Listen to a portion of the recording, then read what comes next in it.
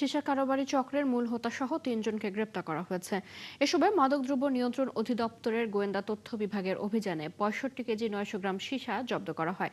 রাজধানীর সেগুনবাগিচায় ডিএনসির কার্যালয়ে গোয়েন্দা বিভাগের অতিরিক্ত পরিচালক জানান, ডিজিটাল প্ল্যাটফর্ম ও কুরিয়ার সার্ভিস ব্যবহার করে চলত সীসা বাণিজ্য। বিস্তারিত জানাচ্ছেন নাদিয়া শারমিন। আহমেদ শরীফী ও মেহদাদ শরীফী দুই ভাই থাকতেন ইরানে। সেখানেই সীসা ব্যবসার কার্যক্রম, বাজার ব্যবস্থা এবং সরবরাহ পদ্ধতি জেনে ফেরেন দেশে। ফিরে একই মডেলে অনলাইনে গড়ে তোলেন সীসা বিক্রির নেটওয়ার্ক। ফেসবুক পেজের মাধ্যমেই চলত জমজমাট ডিজিটাল মাদক ব্যবসা। গ্রাহকদের সঙ্গে যোগাযোগ, অর্ডার নেওয়া, সরবরাহ সবই।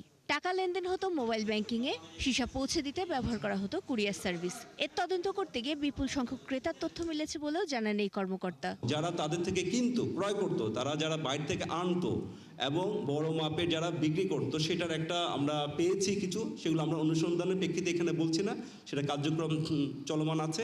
সীসা খ শ্রেণীভুক্ত মাদক বলে জানান তিনি। বলেন, বিভিন্ন আন্তর্জাতিক কুরিয়ার সার্ভিস ছাড়াও পরিচিত ভ্রমণকারীদের দিয়ে আনা হতো এই মাদক। মানুষ আসা যাওয়া করে তার মাধ্যমে আনে, কিছু আনে কুরিয়ারের মাধ্যমে আনে, কিছু করে সেন্ডার, অন্য কোনো সেন্ডার থার্ড পার্টির মাধ্যমে সেন্ডার যে ক্যারি করে সেও হয়তো বা জানে না যে কি আনতেছে।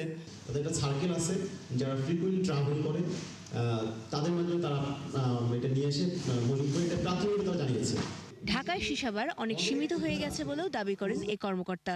ঢাকা এবং ঢাকার বাইরে দুইটা বিভাগীয় শহরে আমরা আইডেন্টিফাই করেছি এবং আমাদের যে একটা ট্যুরিজম জোন আছে ওখানে আমরা আইডেন্টিফাই করেছি। আমরা সেটা চেষ্টা করতেছি সেটারও উদ্ঘাটন করার জন্য।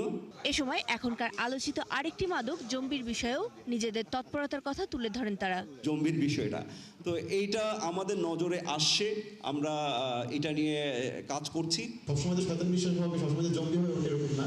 আমরা যদি কাজ করতেছি ডেফিনেটলি জব্দ করবো। জব্দ করার পরে আমাদের কেমিক্যাল রিপোর্টের পরে আমরা কনফার্ম হতে পারবো যে হচ্ছে এটা জম্বি নাকি। কারণ ওই ধরনের সিমটমস আরও অনেক কারণে হতে পারে, আরও অনেক ড্রাগসের ক্ষেত্রেও সেম সিমটমস দেখা যায়। মোহাম্মদপুর বস্তির মাদক সমস্যা ঢাকার মধ্যে বিস্ফোরণের মতো বলেও উল্লেখ করেন তারা। ইউনিক রেজেন্সিতে আমাদের নজর আছে। নাদিয়া শারমিন, ৭১, ঢাকা।